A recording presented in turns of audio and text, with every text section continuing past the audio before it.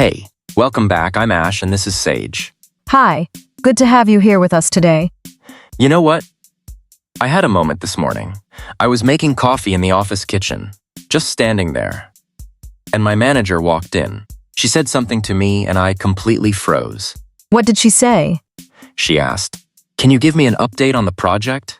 And honestly, Sage, I just stood there for a second. My brain went quiet. Oh, I know that feeling, that exact feeling. Like your brain just stops. Exactly. Everything I wanted to say just disappeared. What did you do? I took a breath and I said, "Sure. Let me give you a quick update." And somehow that was enough to start. That's actually a good phrase. Let me give you a quick update. It sounds calm. It sounds ready. It buys you a few seconds too. While you say it, your brain wakes up. I need to remember that one.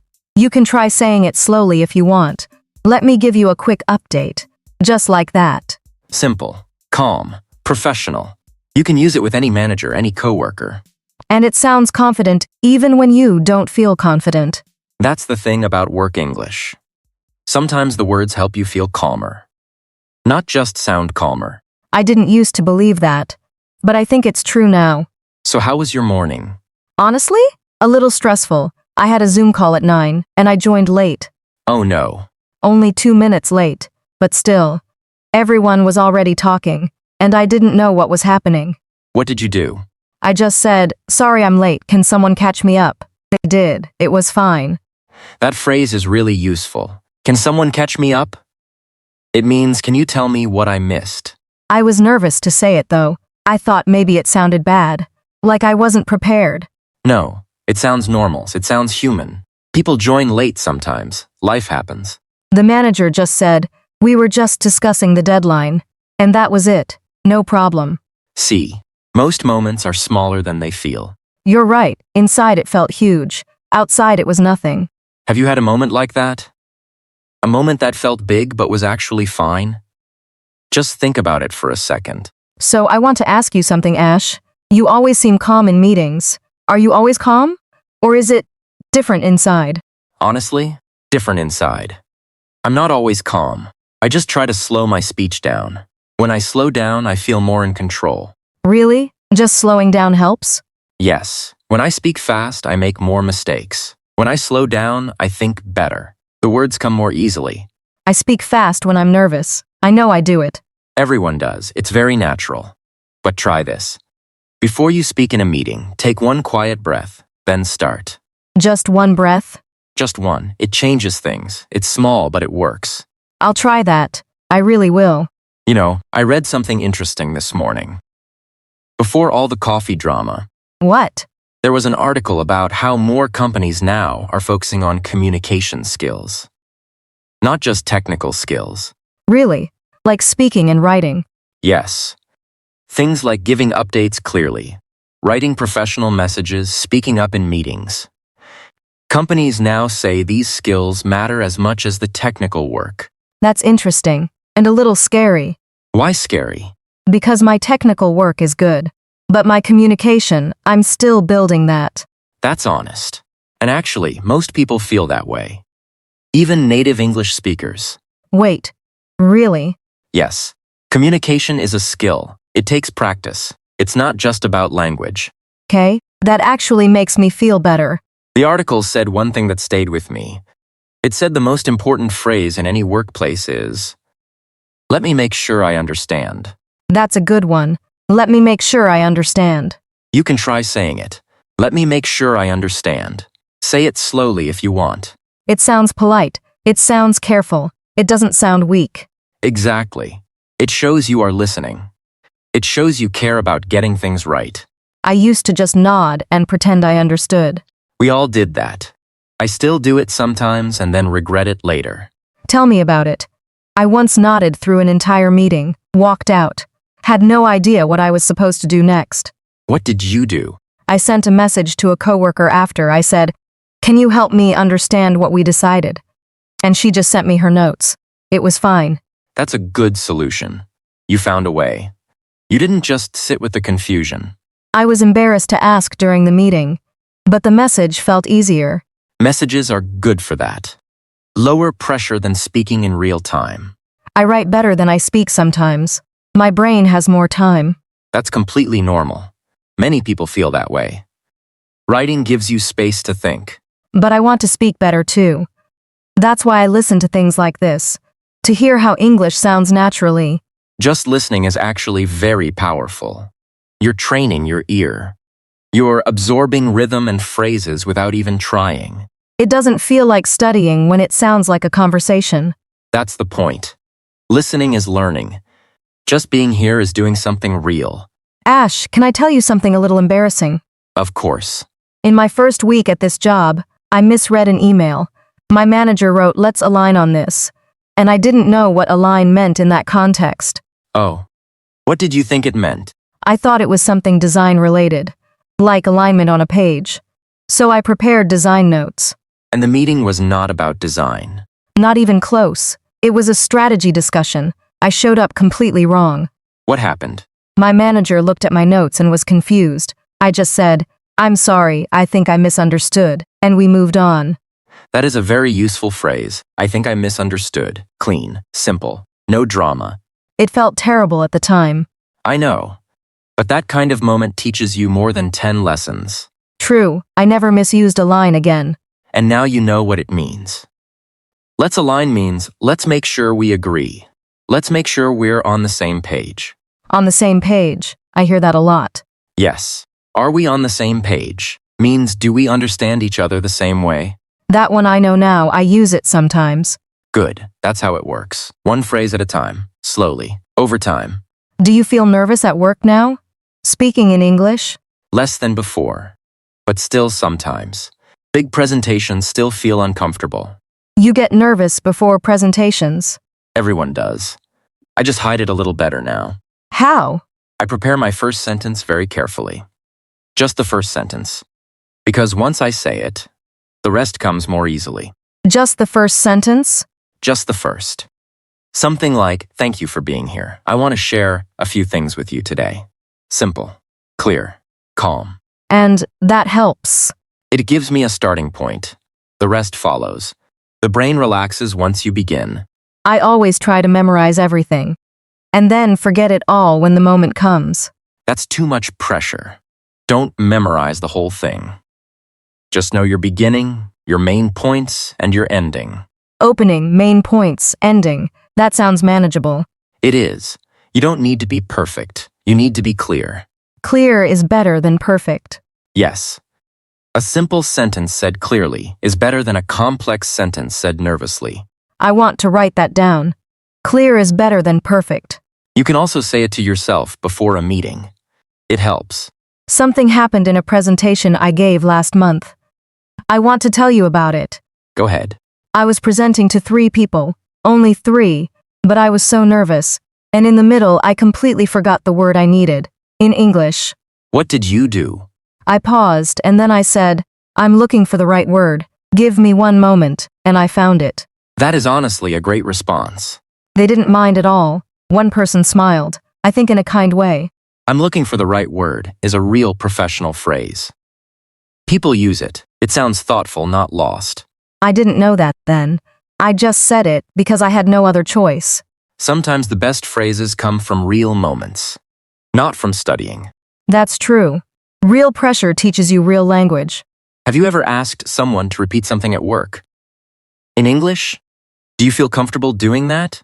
Not always. Sometimes I'm afraid they'll think my English is bad. But asking to repeat is professional. It shows you want to understand correctly. I know, but the feeling is still there. I understand. What helps me is having a short phrase ready. Like, "Sorry, could you say that again?" Or, "I want to make sure I got that. Could you repeat it?" Those are polite, not embarrassing. Not at all. Very normal. Very professional. I'll practice those. Maybe even say them quietly to myself before a call. That actually works. Quiet rehearsal. It makes the phrase feel more natural when you need it. It's interesting. The office is quieter today. Everyone is in that big meeting. Yes, the Thursday meeting. We have some time. I like these quieter moments. Less pressure. More space to think. Me too. The best office conversations happen in moments like this, not in formal meetings. True. Real talk happens at the coffee machine, or in the elevator, or on a slow Thursday when the office is half empty. Ash, what do you do when you don't agree with someone at work? In English, how do you say it politely? Good question. I usually say something like, I see it a little differently. Or I'm not sure I agree. Can I share my thinking? That's polite. It doesn't sound aggressive. That's the goal. You can disagree and still be respectful. Always. I sometimes say nothing because I don't know how to disagree in English without sounding rude. That's very common. A safe phrase is, that's an interesting point. I was thinking about it differently though. That's an interesting point. That's nice. It doesn't shut the other person down. Exactly. You validate them. Then you share your view. It works well with managers too. With managers, I'm always extra careful. Yes. With managers, you can also say, would it be okay if I shared a different idea? It asks permission. It sounds respectful. Would it be okay if I shared a different idea? I like that. It feels safe to say. It usually opens the door. Managers generally appreciate it when people think. What about feedback? When your manager gives you feedback, and you don't fully understand it, I ask. I say, thank you for that. Can you help me understand what you mean by? And then I name the specific part I didn't follow. can you help me understand? That's gentle. Yes, it puts the focus on understanding, not on disagreeing, not on defending yourself. I used to get defensive with feedback. Internally, at least. Most people do. Feedback is hard to hear, especially in a second language. In a second language, it's even harder. Because you're already working to understand the words. And then you have to process the meaning too. Double the effort, double the stress. So sometimes I nod and say, thank you, I'll think about that. And then I go home and actually think about it. That's mature. Taking time to process is okay. Is it? I thought maybe I should respond faster. No. It's completely fine to say, can I take some time to think about this? That's a professional response. Really? Yes.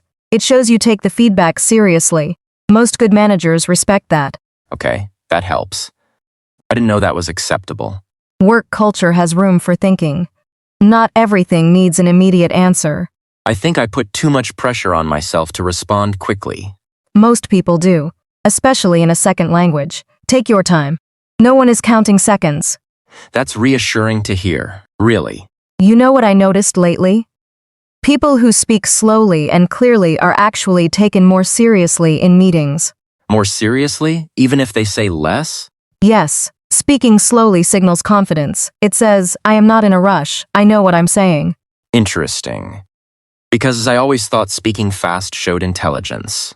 Not really. Fast speaking is harder to follow. It makes people work harder to understand you.